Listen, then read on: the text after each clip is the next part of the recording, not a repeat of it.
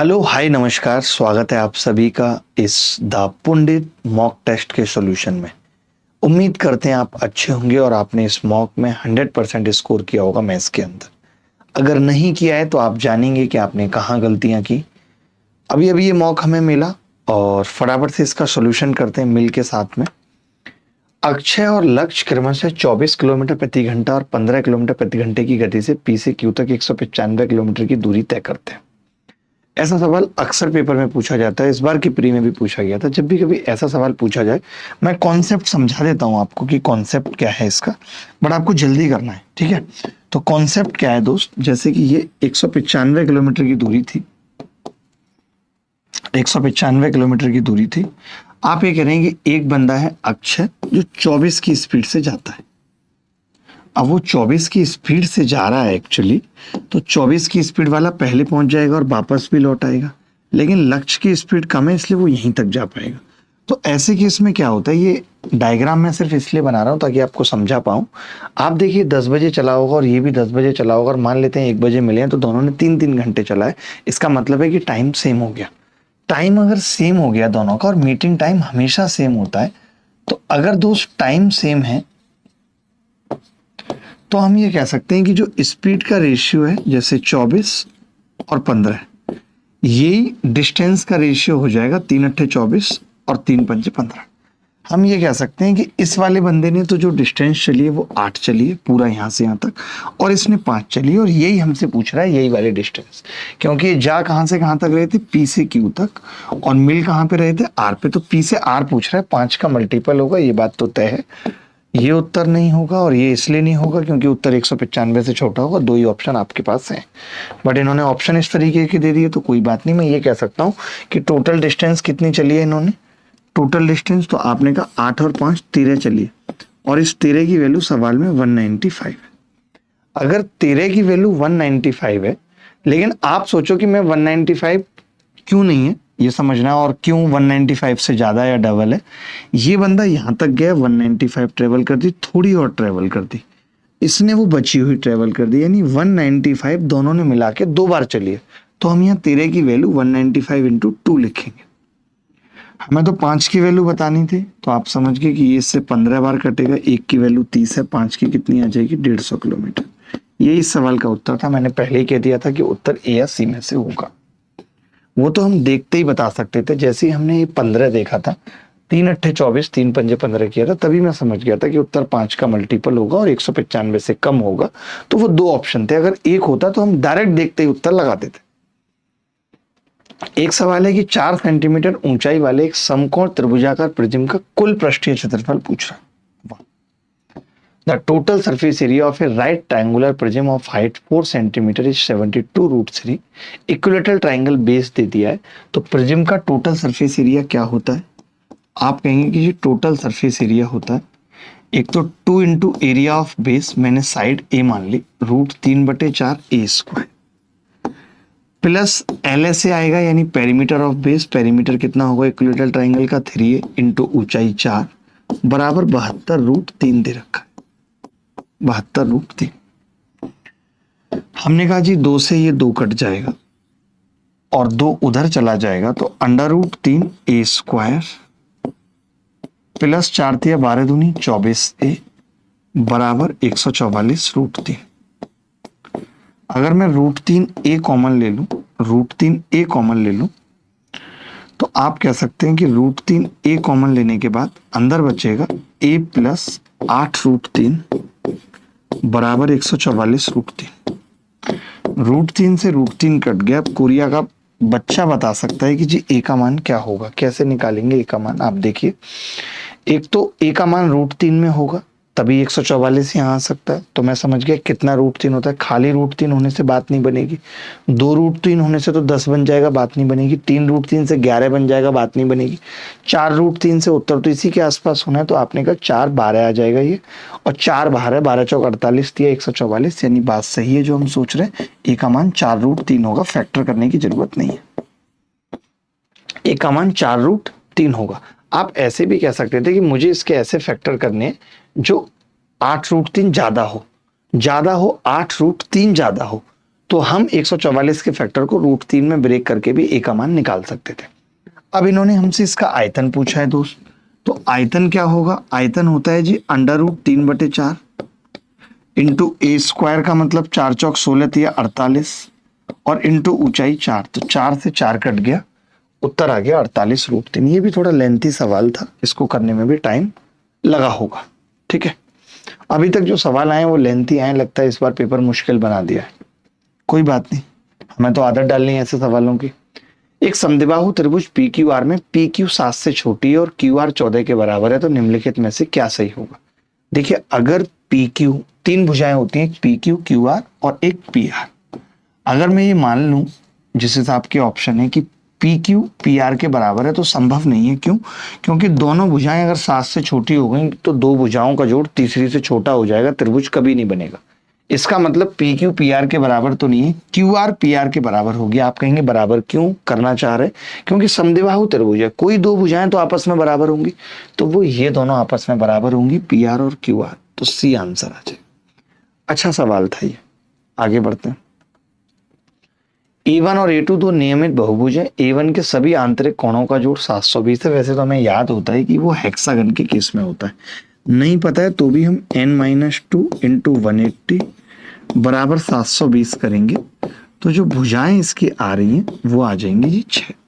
ठीक है, अब अगला आपने कह दिया कि जो दूसरा वाला है A2, उसका प्रत्येक आंतरिक कोण उसके बाह्य कोण से 108 अधिक है। आपको पता है आंतरिक और बाह्य कोण का जो जोड़ होता है वो 180 होता है।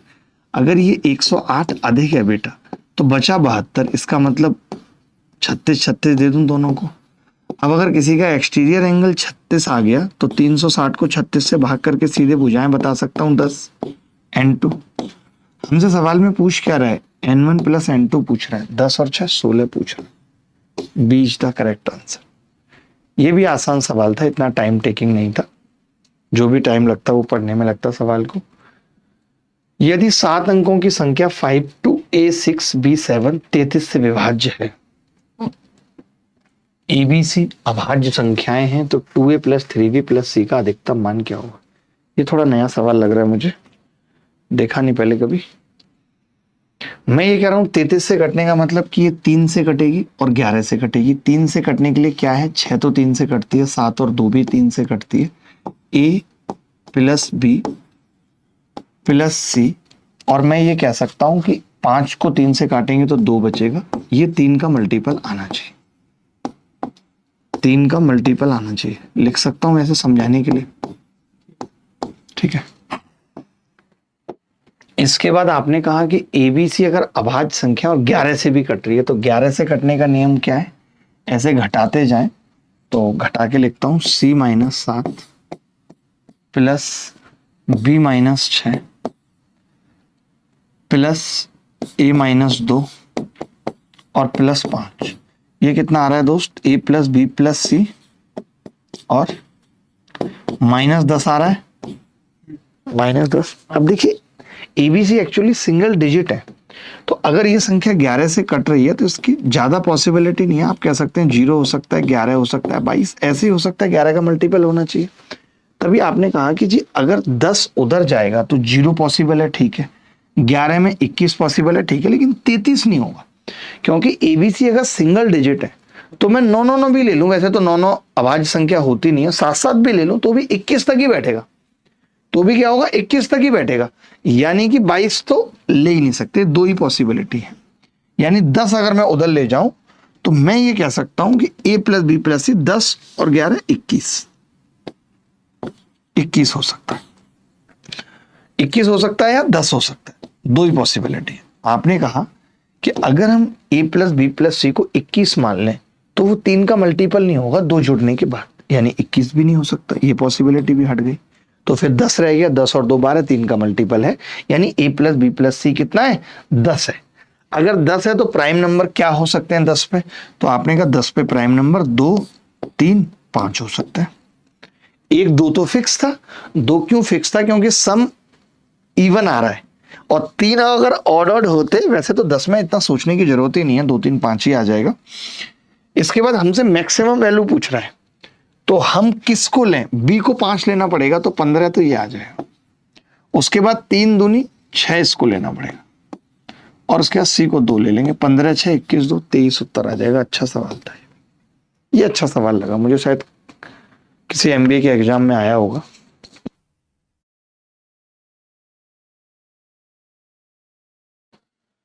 मान लीजिए 56,000 और 60,000 के बीच सबसे छोटी संख्या जिसे 40, 45, 50 और 55 से विभाजित करने पर प्रत्येक स्थिति में 23 बचता है। अगर किसी संख्या को 45 से भाग कर रहे हैं और 23 बच रहा है तो 9 से भाग करने पे 5 बचेगा, और 9 से भाग करने पे अगर 5 बचेगा तो उसके सम ऑफ डिजिट को भी 9 से भाग करने पे 5 बचेगा, वो एक ही ऑप्शन में। D is the correct answer. ऐसे ही तोड़ना पड़ता है सवालों को। एक पुरुष और एक महिला एक काम को एक महिला और एक लड़के द्वारा लिए गए समय से आधे समय में पूरा कर सकते हैं। एक लड़का अकेले उस काम को 25 दिन में कर रहा है, यानी बॉय 25 दिन में कर रहा है। दो महिला 37.5 में कर रही हैं अगर दो महिला, तो एक महिला कितने में करेगी? वीमेन को डब्ल्यू से लिख रहा हूं, तो आपने कहा 75 दिनों में करेगी। ठीक है दोस्त, मैंने एलसीएम ले लिया तो 75 एलसीएम आ गया। अब आप कहेंगे कि 25 या 75 और 75 एकम 75। अब आप ये कह सकते हैं कि एक बॉय और एक महिला की इफिशियंसी है 4। अगर एक पुरुष और एक महिला उससे आधा टाइम लेते हैं, इसका मतलब उनकी इफिशियंसी डबल है। तो मैं ये कह सकता हूं मेन प्लस वीमेन की इफिशियंसी 8 है।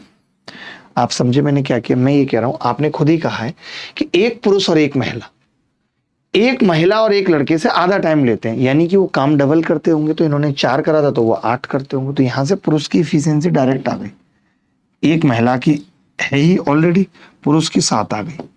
आप कह रहे हैं कि जी 5 पुरुष हैं तो 5 पुरुषों की 35 आ गई। अब 35 से अगर मैं इस 75 को भाग करूंगा तो 2 बार जाएगा, लगभग 2 पॉइंट समथिंग आ जाएगा। 2.5 बार तो जाएगा नहीं, 2 बार जाएगा। आगे बढ़ते हैं। ये आसान था। इसमें देखिए हमने क्या किया है, मैं दोबारा बता देता हूं कि 40, 45, 50 और 55 से भाग करने पर प्रत्येक स्थिति में 23 बच रहा है। तो अगर 45 से भाग करने पे 23 है तो 45 का फैक्टर है 9, तो 9 से भाग करने पे 5 आ जाएगा। अब हम जानते हैं कि किसी भी संख्या को 9 से भाग करने पे रिमाइंडर वही आता है जो उसके अंकों के योग को आता है। तो अंकों का योग पूछा था, तो 21 को 9 से करेंगे 5 नहीं आएगा, 26 को करेंगे नहीं आएगा, 19 को करेंगे नहीं, 23 पे आ रहा था। तो ये उत्तर हो गया। ये सवाल तो एक इक्वेशन 2 वेरिएबल पे है, तो आप कह सकते हैं कि जी मैंने y को 0 ले लिया, y को 0 लिया तो x भी 0 आ गया, और y 0 और x 0 तो फिर सब 0 और 0 तो उत्तर भी 0 आ गया।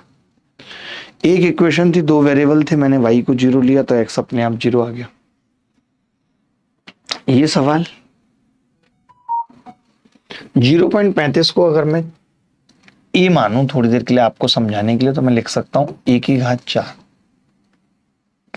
प्लस आपने खुद ही कह दिया है 2a स्क्वायर प्लस 1 और माइनस a स्क्वायर। ये आप ही दे रहे हैं, मैंने कुछ नहीं कहा है। मैंने कहा कि जी ये a square plus a plus 1, मतलब ये 2 क्यों लिखा था? 2 नहीं लिखते तो ये सवाल थोड़ा फिर भी मुश्किल पड़ता, बट 2 लिखने से क्या हो गया आपको बता रहा हूं कि बच्चे ने क्या किया, इसको स्क्वायर बना लिया। ये स्क्वायर बन गया जी किसका? a स्क्वायर प्लस 1 का स्क्वायर बन गया। अब उसमें से आप एक बार a स्क्वायर घटा रहे हो, तो एक बार तो a जुड़ेगा और एक बार a घटेगा, जुड़ने वाला नीचे से कट जाएगा, तो ये इतना ही बचेगा बस, a square minus a plus 1 बचेगा। बोलो बचेगा कि नहीं? यही बचेगा भाई। a स्क्वायर प्लस 1 का स्क्वायर है, उसमें से a स्क्वायर घटा रहे हैं, a square minus b square लगाएंगे तो एक बार a जुड़ेगा एक बार a घटेगा। आपने कहा कि जी a स्क्वायर 0.35 है, यानी 0.1225, तो ये आ गया, और माइनस 0.35 और प्लस 1, 65 में 12 जोड़ेंगे लगभग 77 आ जाएगा। अरे 65 कैसे, एक में से गया 65 और वो 12, 77। इतना 65 और 12 तो ओरली जोड़ सकते हैं कि नहीं? अच्छा, cot 40 थीटा दे रखा है, तो वैल्यू पूछ रहा है इसकी। चेंज करें इसको, थोड़ा दिमाग लगाएं। तो आपने कहा कि जी इसको अगर मैं 360 माइनस थीटा में चेंज करूं तो ये माइनस का cot 40 आएगा। और इसको चेंज करूं तो नहीं 270 में तोड़ देते हैं ना, 40 में ही तोड़ देते हैं। तो आपने कहा माइनस का 1040 आ जाएगा। कॉट में भी तोड़ दे तो cot 50 आ जाता, तो ऊपर 1 और 1 आएगा, यानी 1 प्लस 1 2 आएगा ऊपर। और 2 एक ही ऑप्शन में आ रहे हैं ऊपर, तो ए आंसर आ जाएगा। आगे फिर सोचने की जरूरत नहीं, मतलब हमें ऐसे बीच में सवाल छोड़ने पड़ते हैं। अगर हम हर सवाल को आखिरी तक जाएंगे तो बात नहीं बनेगी। आप समझो, कोई बहुत बड़ी बात नहीं है, नीचे भी थीटा आएगा और 1 माइनस थीटा आएगा, वो आप निकाल सकते हो, क्योंकि tan 40 1 अपॉन थीटा हो जाएगा और cot 40 थीटा, तो उत्तर 2 theta upon theta square minus 1 आएगा। लेकिन जब मैंने देखा कि ऊपर 2 आ रहा है और वो एक ही ऑप्शन में है, तो मुझे ऐसे निगाह लगानी है और आदत डालनी है ऐसे करने की, ये मेरी आदत पड़ी हुई होनी चाहिए। क्षैतिज तल पर खड़ी एक मीनार, मीनार के तल से 240 मीटर की दूरी पर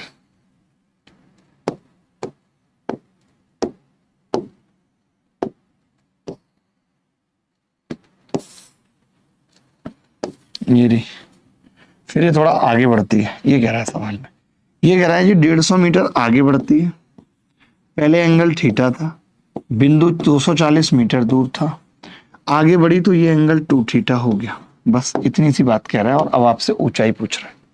आप ये कह सकते हैं अगर ये थीटा था और ये 2 थीटा, तो मैं कह सकता हूं ये भी थीटा होगा, एक्सटीरियर एंगल है। अगर ये थीटा और ये थीटा, तो ये भी, ये और ये बराबर होंगी दोनों भुजाएं, यानी ये 150 तो ये भी 150 होगा। आपने कहा 150 और 240 में से 150 गए तो ये 90, ट्रिपलेट लगाऊं 30 तिया 90, 30 पंजे 150, तो 30 चौक 120, यही उत्तर आ गया 120। जब भी ऐसे डबल एंगल होता है तो हम एक्सटीरियर एंगल की प्रॉपर्टी लगा के इस दूरी को इसके बराबर कर देते हैं, सबसे आसान पड़ता है। ठीक है, पाइप एक खाली टंकी को 18 घंटे में भर सकता है, बहुत बड़ा सवाल नहीं है। पाइप भी एक भरी हुई टंकी को 30 घंटे में खाली कर सकता है। जब टंकी खाली हो जाती है तो ए को 1 घंटे के लिए खोला, फिर बंद किया, बी को 1 घंटे के लिए खोला, यानी अल्टरनेट चला रहा है। बेसिकली अल्टरनेट चला रहा है, ये 18 घंटे में भर रहा है, ए, बी 30 घंटे में खाली कर रहा है। एलसीएम आ गया 90, 18 में पंजे 90 और 30 तिया 90, ये 3 खाली करेगा, ये 5 भरेगा। 1 घंटे में 5 भरेगा, 1 घंटे में 3 खाली करेगा, तो आप कह सकते हैं 2 घंटे में जो पानी जाएगा वो 2 लीटर जाएगा। 2 घंटे में 2 लीटर पानी जाएगा। ऐसा नहीं है, आप ये नहीं कह सकते कि 3 घंटे में 3 लीटर जाएगा, नहीं, 2 घंटे में 2 लीटर, 4 घंटे में 4 लीटर, 6 में, इवन वाला। तो मैंने कहा 90 के आसपास, जो कि 5 कम हो और इवन संख्या, तो आपने कहा 86, तो मैं ये कहता हूं कि पहले 86 लीटर भर लेते हैं। ऐसे सवाल में क्या होता है ना कि हम सोचते हैं 90 में भर जाएगा, नहीं भाई, पहले ही भर जाएगा। आप देखो तो 2 घंटे में 2 लीटर है, 86 घंटे में 86 लीटर पानी भर जाएगा। ये बात तो मानते हो, क्योंकि हर 2 घंटे में 2 भरा जा रहा है। अब जब हर 2 घंटे के बाद नंबर आता है वो ए का आता है। अब ए को भरना कितना है, तो आपने कहा ए को अब केवल 4 भरना है, 4/5 यानी 80% भरना है। 80% ही काम करना है, जितना ये करता था 1 मिनट में। तो 1 मिनट का 80% कितना होगा, 8 × 48 मिनट, यानी अगली 48 मिनट में वो 4 लीटर भर देगा ए। 48 मिनट एक ही ऑप्शन में है, तो इतना क्या सोचना है और क्या लिखना है, इतना क्यों ही लिखना है, मतलब मैं जानना चाह रहा हूं। आपको 4/5 भरना है 80%, तो 1 मिनट का 80% कितना होगा, 48 मिनट, और आएगा उत्तर। त्रिभुज एबीसी में बी अधिक कोण है, त्रिभुज एबीसी में बी अधिक कोण है, और ये हमने परपेंडिकुलर डाला है। आज मैं थोड़ा सा स्लो बता रहा हूं, फिर लोग कहते कि तेज बता दिया। ऐसे आप रिव्यू देके बताइएगा कि मैं और तेज बताऊं क्या। ऐसे मुझे धक्का सा लगा, लोगों ने कहा कि ऐसे मॉक को हलवा बता रहे हो आप। ऐसे मेरा ऐसा कोई इंटेंशन रहता नहीं है हलवा बताने का। हलवा लगता है तभी बताया होगा। 29, ठीक है। अब बीड़ी कितनी है, 21 बीड़ी जलाए ले होता है। तो आपने कहा कि जी पाइथागोरस से ये कह सकते हैं कि ये 21, ये 29, तो ये 20 होगा। अब आप बताइए ये 20 है और ये 40 है, अगर 1 2 हो तो ये √5 होती है, तो ये कितनी आ गई, 20√5। अगर 1 2 के अनुपात में हो तो 1 का स्क्वायर 2 का स्क्वायर कितना होगा मिला के, 5। पाइथागोरस लगाया, उत्तर आ गया। हाँ, डायरेक्ट भी। हाँ, एक बात बताना भूल गया था इस सवाल के अंदर। जैसे मैं ये कह रहा था कि आप खुद ही देख रहे हो यहाँ पे कि ये दूरी 40 है, खुद सवाल में दे रखी है, ये दूरी 40 है। तो आप बताओ उत्तर 40 से तो बड़ा होगा ना, क्योंकि हाइपोटेनस है, 40 से बड़ा होगा। अब आप ये भी ऑप्शन 40 से बड़ा नहीं दे रहे हो, ये भी ऑप्शन 40 से बड़ा नहीं दे रहे हो, यानी कोई ऑप्शन आपका 40 से बड़ा ही नहीं है, केवल एक ही ऑप्शन 40 से बड़ा है, तब आपको डायरेक्ट मार्क करने की जरूरत है। जैसे कभी ऐसा सवाल आए और आपने बेस देखा 40, तो एक निगाह जानी चाहिए कि हाइपोटेनस अगर पूछ रहा है तो वो बेस से बड़ा होगा, परपेंडिकुलर से बड़ा होगा। एक वृत्त की दो जीवाएं एक दूसरे को समकोण पर काटती हैं, पहली जीवा का जीवाखंड 4 और दूसरी का 5 और दूसरी जीवा का जीवाखंड 3 और इतना, तो वृत्त का व्यास। देखिए डायरेक्ट फॉर्मूला होता है कि डायमीटर जो होता है वो अंडर रूट इन चारों खंड के स्क्वायर के सम के बराबर होता है, यानी 4 का स्क्वायर। पढ़ा होगा आपने कि जब दो जीवाएं ऐसे परपेंडिकुलर पे काटती हैं तो डायमीटर ओ ए स्क्वायर, ओ बी स्क्वायर, ओ सी स्क्वायर, ओ डी स्क्वायर के बराबर होता है। आप भूल गए, ऐसा हो सकता है भूलने की वजह कि सवाल की भाषा ने आपको परेशान कर दिया। 64 आ रहा है, यानी डायमीटर कितना आ गया 8। आगे बढ़े, वाई स्क्वायर माइनस 2xy बराबर 48, एक्स माइनस वाई बराबर -8। तो y बड़ा है 0 से, x छोटा है 0 से, तो नेगेटिव उत्तर होगा, यानी ये दोनों तो हो ही नहीं सकते। तुक्का भी मारना हो तो मैं इसी में से कोई एक मारूंगा, देखते हैं बाकी।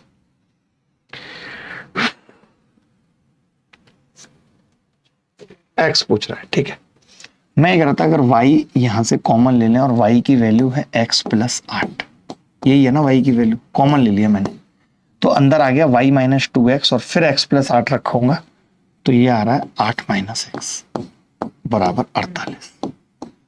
अब कोरिया का बच्चा बता सकता है कि जी ये 64 - x स्क्वायर अगर 48 है तो x स्क्वायर 16 आ गया और x के दो मान आएंगे, एक +4 एक -4, माइनस वाला उत्तर। मैंने कुछ किया ही नहीं, मैंने तो x निकालना था, तो हर जगह उठा के y को, आप ऐसे समझो अगर ऊपर वाले में से मैं y कॉमन लूंगा, आप मॉक देने आए हो यार, इतनी सी बात नहीं पता आपको, पैदल हो क्या आप दिमाग से, बराबर 48। अब y की जो वैल्यू है वो x + 8 है, यहां भी रख दो x + 8, तो 8 - x आ जाएगा, इतना तो समझते ही होंगे। एक बैंक अपनी जमा राशि पर अर्धवार्षिक रूप से 5% प्रतिवर्ष की दर से चक्रवृद्धि ब्याज प्रदान करती है। ग्राहक 1 जनवरी को और 1 जुलाई को 6400 रुपए जमा करता है। ओहो, 6400 रुपए इसने जमा किए, तो आप ये तो मानते हो दोस्त कि 12800 तो इसने रुपए ही जमा कर दिए, 12800, उत्तर 12800 प्लस होगा समथिंग, ठीक है। चलो, एक तो ऑप्शन भी ऐसे ना, सब में 4 है, देखते हैं। आपने कहा कि 5% प्रतिवर्ष की दर है, 5% का मतलब 1/20 होता है, अर्धवार्षिक करेंगे तो आधा होगा, तो 1/40 हो जाएगा। 1/40 का मतलब है कि ब्याज मिलेगी 160, और फिर अगले 6 महीने में 160 मिलेगी, उसका 1/40 करेंगे तो 4 होगा। आपने कहा जो 6400 यहां जमा किया था उस पे भी जो ब्याज आएगी 6 महीने में वो 160 आएगी, 6 महीने की ब्याज मिलेगी। तो मैं देख रहा हूं कि जो टोटल ब्याज है 16×48 484 के आसपास है, और इसमें जोड़ूंगा तो 13,000 समथिंग उत्तर आ जाएगा, 13,284। 4 तो आना ही है ऑप्शन में, 4 तो लास्ट में दिख ही रहा है, 2 ही ऑप्शन है 13,000 के आसपास जिसमें एक में 4 आ रहा है, वही उत्तर हो गया इतना। वैसे ये सवाल कोई बहुत मुश्किल भी नहीं था, बट हमें बचना पड़ता है, 1-1 2-2 सेकंड बचानी पड़ती है। एक नाविक 16 घंटे में 36 किलोमीटर की दूरी एक स्थान तक नाव चलाता है और वापस आता है। वह पाता है कि धारा के साथ 15 किलोमीटर जाने में जो वक्त लगता है वही धारा के विपरीत 9 किलोमीटर जाने में लगता है। यानी ये वक्त सेम करने की बात कर रहे हैं। पहली स्थिति में टाइम सेम है, अगर पहली स्थिति में टाइम सेम है तो बेटा जो डिस्टेंस का रेशियो है 15 और 9 का, वही स्पीड का रेशियो हो जाएगा 15 और 9 का, जाने और आने में, ठीक है, यही हो जाएगा। अब मैं कह रहा हूं पहली स्थिति में अगर 36 किलोमीटर डिस्टेंस फिक्स थी, पहली स्थिति पे आ जाते हैं, हमें स्पीड का रेशियो तो पता चल गया, डिस्टेंस फिक्स्ड है। तो आपने कहा इस स्थिति में स्पीड का रेशियो अगर 15/9 यानी 3 पंजे 15, 3 तिया 9 है, तो फिर टाइम का रेशियो 3/5 होगा जी। टोटल टाइम हमारे हिसाब से 8 लग रहा है, आप कह रहे हैं कि जी 16 लगा था, तो मैंने कहा 3 की वैल्यू 6 घंटे और 5 की वैल्यू 10 घंटे। अब कोरिया का बच्चा बता सकता है कि अगर दोस्त कोई 6 घंटे में जाता है 36 किलोमीटर दूरी, तो x + y 6 आ गया होगा, x + y 6, और अगर कोई 10 घंटे में वापस आता है तो x - y कितना हो गया 3.6। आपने पूछा है जी y की वैल्यू घटा दिया मैंने, 2y कितना आ रहा है 2.4, यानी y कितना आ जाएगा 1.2। कोई बहुत मुश्किल सवाल नहीं कहेंगे इसको, ठीक है सवाल, ठीक है, अच्छा सवाल था ये भी। ऐसे सवाल भी पहले बहुत बार पूछे गए पेपर। एक निश्चित साधारण ब्याज पर निवेश करने पर एक राशि 12 वर्षों में अपने मूल्य से 3 गुना हो जाती है, यानी 1 से 3 हो जाती है। 12 वर्षों में 2 रुपए ब्याज मिल जाता है, ये कह सकता हूं 12 वर्षों में 2 रुपए ब्याज मिल जाता है। अब आपने कहा कि जी कार्यकाल अगर दुगना हो जाए, यानी 24 वर्षों की बात कर रहा है, तो मैंने कहा उस केस में 4 रुपए ब्याज मिल जाएगी और 1 रुपया 5 बन जाएगा, यानी 5 गुना हो जाएगा पैसा। ए इज द करेक्ट आंसर। सही है, मुश्किल तो नहीं।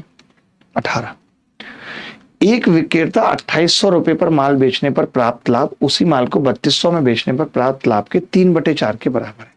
ठीक है, यहाँ पे कहीं सीपी है दोस्त, और इसको लाभ पहले भी हो रहा है जब वो 2800 में माल बेच रहा है, और इसको लाभ दोबारा में भी हो रहा है जब वो 3200 में माल बेच रहा है। दोबारा वाला जो लाभ है वो 4 है और पहले वाला जो लाभ है वो 3 है, यानी इसका अंतर जो है वो 1 है, जो जिसकी वैल्यू 400 दे रखी है। यही है भाई अंतर, यही कह रहा है ना। 3200 पर बेचने पर लाभ का 3/4 है, यानी अगर ये 4 है 3200 पे बेचने पे तो ये 3 है।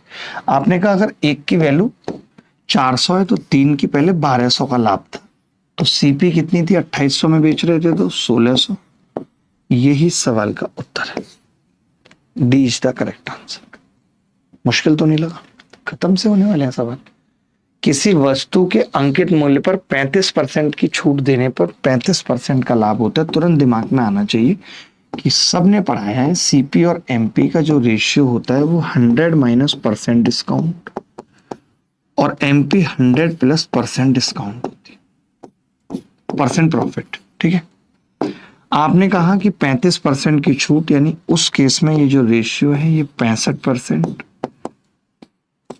135% के बराबर था।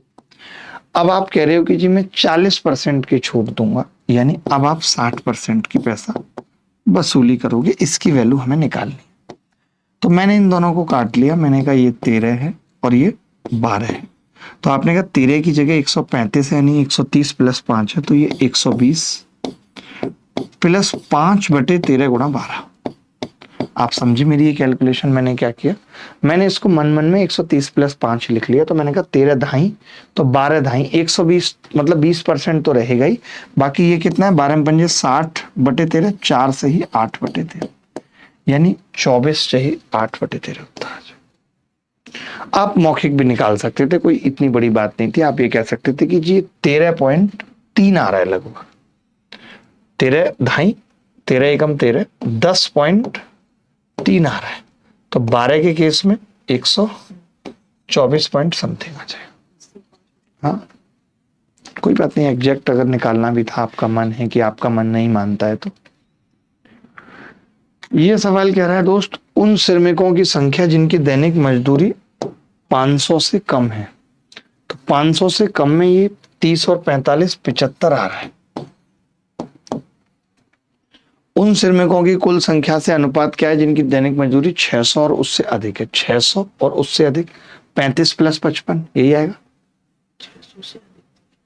600 से अधिक, वही मैं कह रहा हूं लिखा हुआ है 600 600 से अधिक, बात एक ही है, फर्क नहीं पड़ेगा। तो 55 और 35 कितना हो गया 80, यानी रेशियो पूछ रहा है तो 15/75 15:16 आ रहा है उत्तर, ऑप्शन में ही नहीं है 15:16। तो ग्राफ का अध्ययन करें, उन श्रमिकों की संख्या 90 ओ ये हमसे गलत हो गया, 15/75 15×6 आंसर भी मंगवाया करो इनसे, आंसर क्या आ रहे हैं एक बार दिमाग में रहे, मैच करते रहे, पता चला गलत हो गया।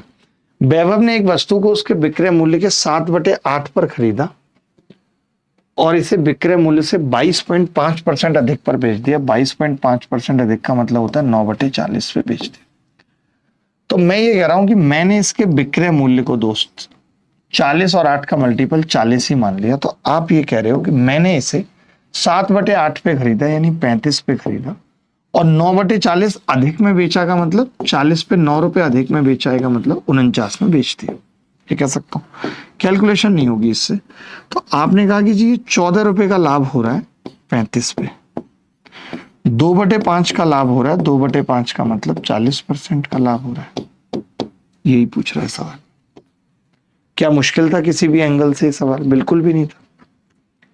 हमने एसपी को ही 40 मान लिया, 7/8 था, एक बार 9/40 था।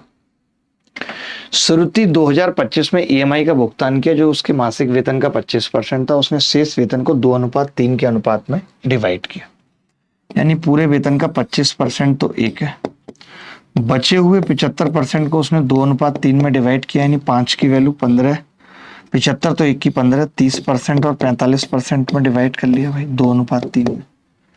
किराने का सामान और कपड़े की खरीदारी पर खर्च किया। उसने कपड़ों की खरीदारी पर 21,600 रुपए खर्च किए, यानी 45% की जो वैल्यू है वो 21,600। 21,600 समझना। अभी कह रहा है उसके वेतन का 20% बढ़ जाता है, यानी 120% वैल्यू पूछ रहे हैं। तो हम देखिए ऐसे आसान रहता है कि इसको रेशियो निकाल लो, 15 × 45, 15 × 120।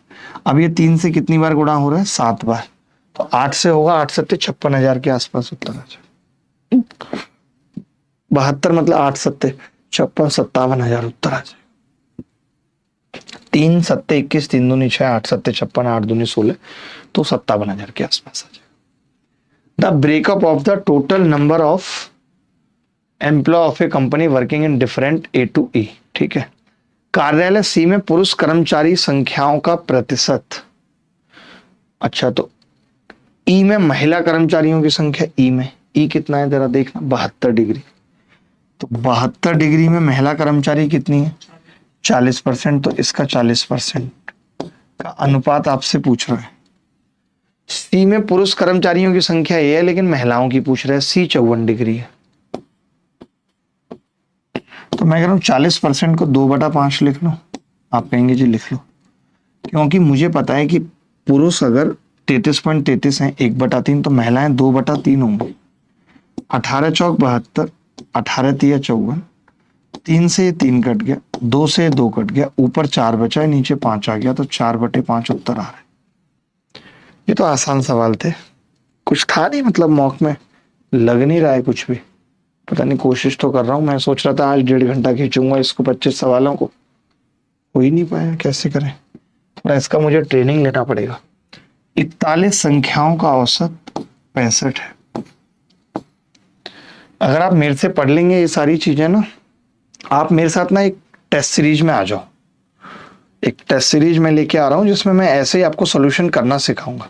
अगर आप मेरे साथ वो 50 टेस्ट कर लोगे ना, फिर आपको आदत पड़ जाएगी। या आप मेरे से लाइव पढ़ो, आप देखो मैं कैसे पढ़ाता हूँ, वो जब क्लासेस आप देख लोगे ना, तब आपको आइडिया लगेगा कि सवाल ऐसे ही होते हैं।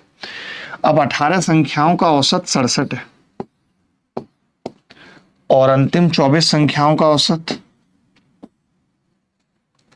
63 है, यानी इसमें 18वीं संख्या कॉमन आ गई दोस्त। 18वीं संख्या कॉमन है, समझना मेरी बात को ध्यान से। जब कभी ऐसा सवाल आता है कि 18वीं संख्या निकाल दी, तो आप देखिए कि जी यहाँ पे कितना ज्यादा है, तो आपने कहा +2 ज्यादा है, यहाँ पे कितना कम है, -2। 18 संख्याओं पे 2 ज्यादा है और 24 संख्याओं पे 2 कम है, समझना। अब मैं वो 18वीं संख्या, अगर मुझसे कोई 18वीं संख्या पूछ लेता कि भाई 18th नंबर बताओ, तो हम कुछ नहीं कहते, हम कहते कि यार कुछ नहीं होगा, 18th नंबर होगा 65 और ये 18 गुणा 2 और 24 गुणा 2 माइनस का 12 आ जाता, ये हम क्या देते, ये आ जाता उत्तर। लेकिन इसने तो ये पूछा नहीं है, तो हमें 18वीं संख्या मैंने निकालना बता दी, बट पूछे नहीं। तो हम क्या करते हैं, बच्चों को तो पता है कि भाई यहाँ पे जो आ रहा है वो -12 आ रहा है। अब 18वीं संख्या जो है वो -12 कम है, यानी वो अपना जब जाएगी तो वो 12 छोड़ जाएगी।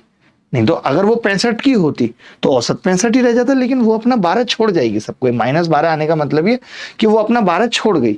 यही 12 जब 40 संख्याओं में बटेगा तो 0.3 एवरेज बढ़ा देगा सबका।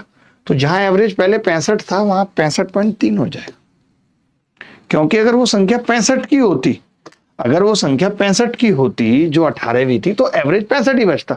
बट वो तो 12 कम है बेचारी, यानी वो 53 गई है बस, तो 12 छोड़ गई अपना, वो बाकी 40 लोगों में बट जाएगा। तो अभी के लिए इतना ही, अगली मुलाकात होगी फिर आपसे, तब तक के लिए बाय, टेक केयर, धन्यवाद, thank you very much, bye.